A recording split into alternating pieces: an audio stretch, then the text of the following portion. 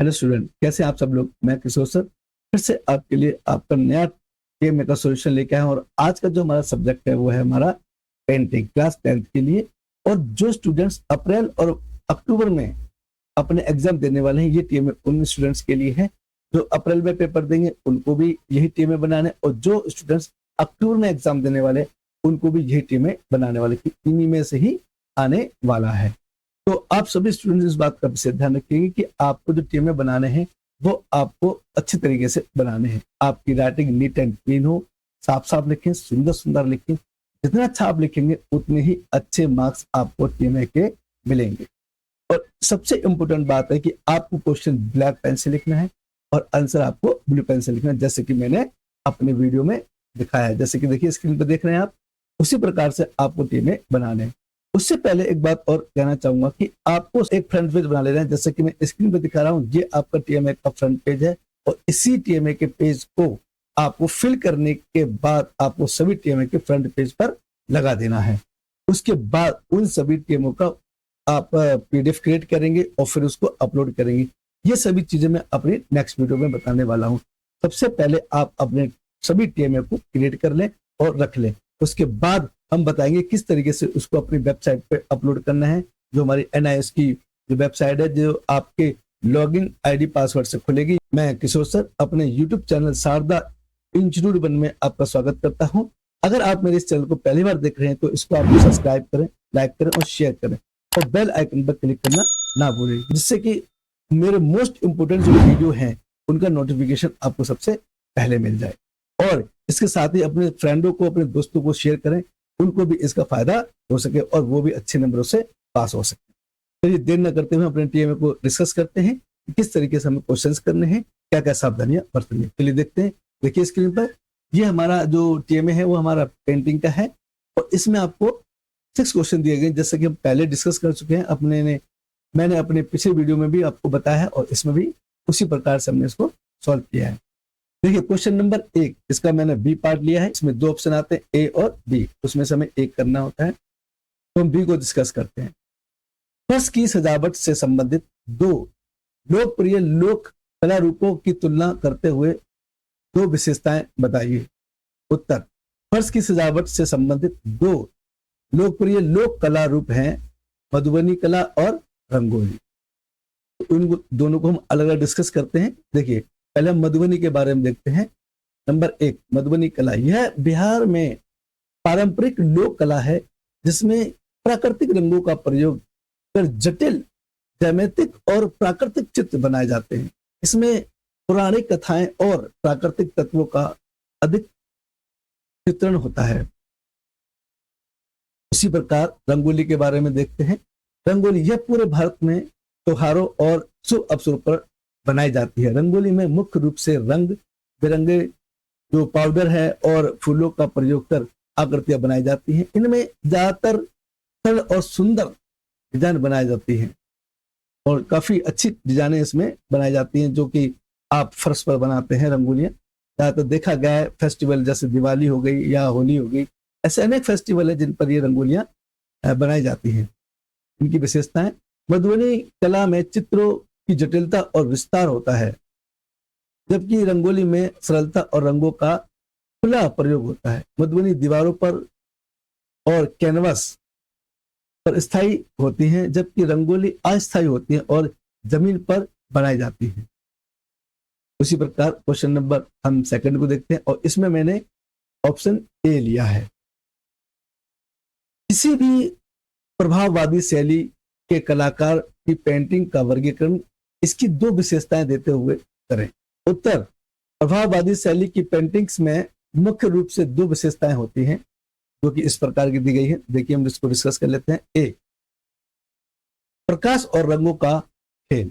इन paintings में कलाकार प्रकाश के प्रभावों को देखने के लिए चमकीले और साफ रंगों का प्रयोग करते हैं। वे प्राकृतिक दृश्यों को चित्रित करते समय बदलते मौसमों और प्रकाश के प्रभाव को पकड़ने का प्रयास करते हैं। इसी प्रकार इसी का पॉइंट नंबर सेकंड देखते हैं। त्वरित ब्रश स्ट्रोक से कलाकार छोटे और त्वरित ब्रश स्ट्रोक का प्रयोग करते हैं, जिससे चित्र में गति और जीवन जैसा एहसास होता है।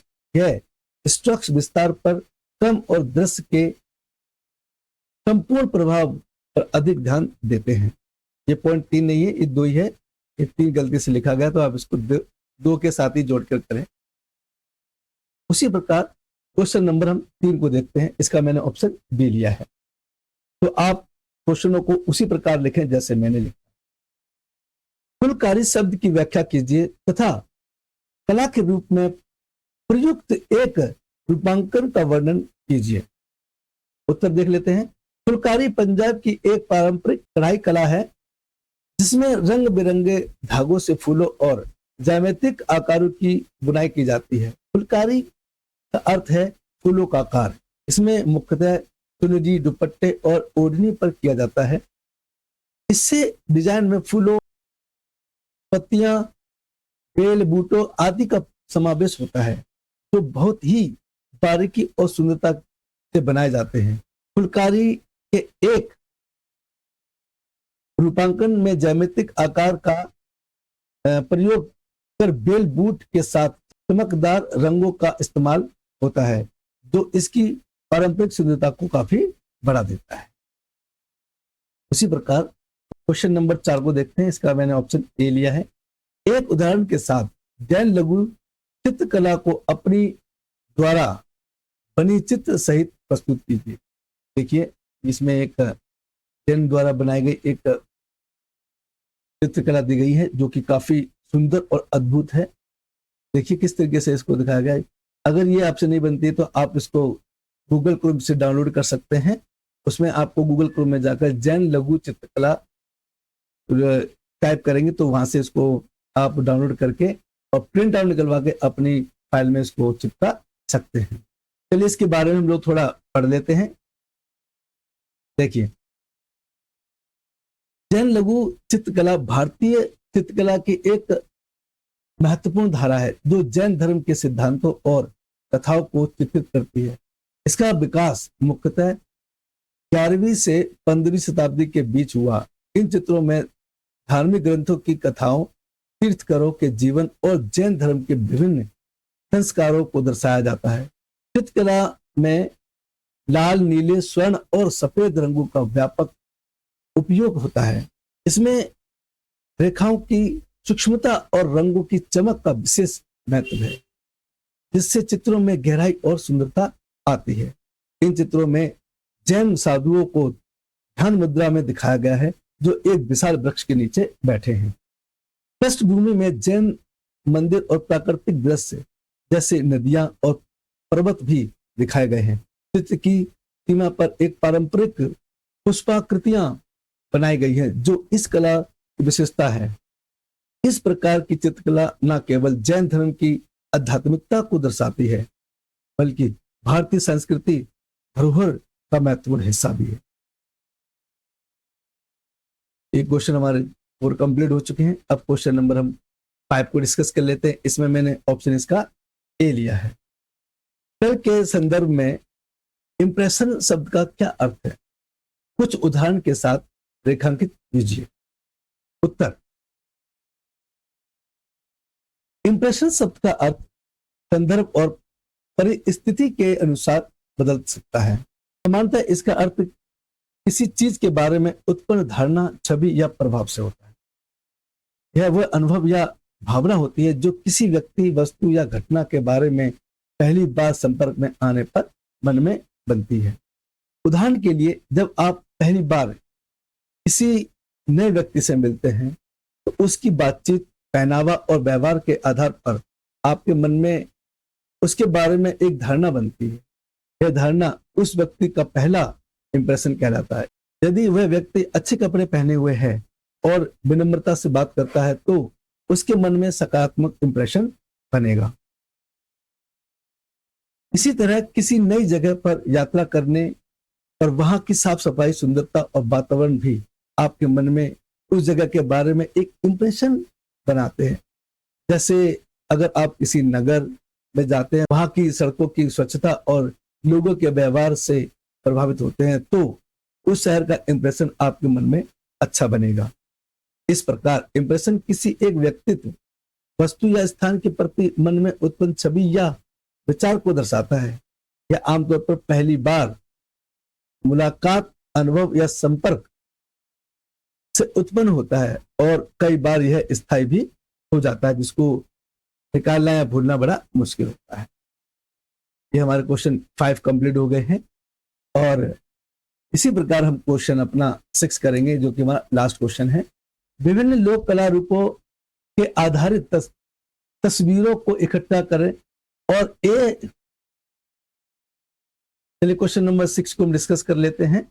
विभिन्न लोक कला रूपों के आधारित तस्वीरों को इकट्ठा करें और A3 आकार के कागज पर कोलाज बनाएं। फिर कला के तत्वों, रेखा, रंग, रूप, बनावट और स्थान आदि का प्रयोग कैसे किया गया है, इस पर एक वर्णनात्मक टिप्पणी लिखें। चलिए उत्तर को हम देख लेते हैं।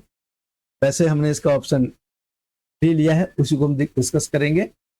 विभिन्न लोक कला रूपों के आधार पर A3 आकार के कागज पर कोलाज बनाकर एक रचनात्मक और सांस्कृतिक अनुभव है।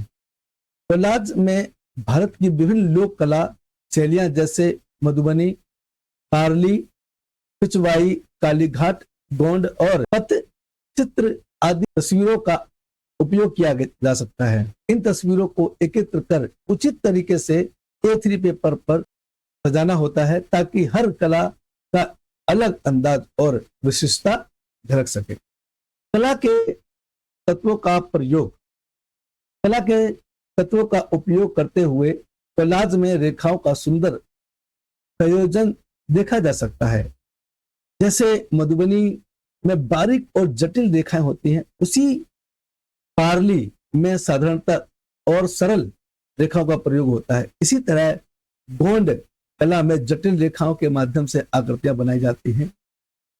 रंगों की बात करें तो पिछवाई में हल्के और गहरे रंगों का संतुलन देखने को मिलता है, जबकि कालीघाट में जीवंत और उज्जवल रंगों का प्रयोग या उपयोग होता है। गोंड और मधुबनी कला में प्राकृतिक रंगों की भरमार होती है, जो प्राकृतिक के साथ इन कलाओं की गहरी जुड़ाव को दर्शाता है। रूप और बनावट, टेक्सचर भी महत्वपूर्ण भूमिका निभाते हैं। पारली और कालीघाट की कलाओं में साधारणतः आकृतियां होती हैं, जबकि पिछवाई और मधुबनी में जटिल डिजाइन होते हैं। बनावट के लिए विभिन्न कला रूप में अलग अलग तरीकों या तकनीकें उपयोग होती हैं, जिससे प्रत्येक चित्र में एक अद्वितीय गहराई उत्पन्न होती है।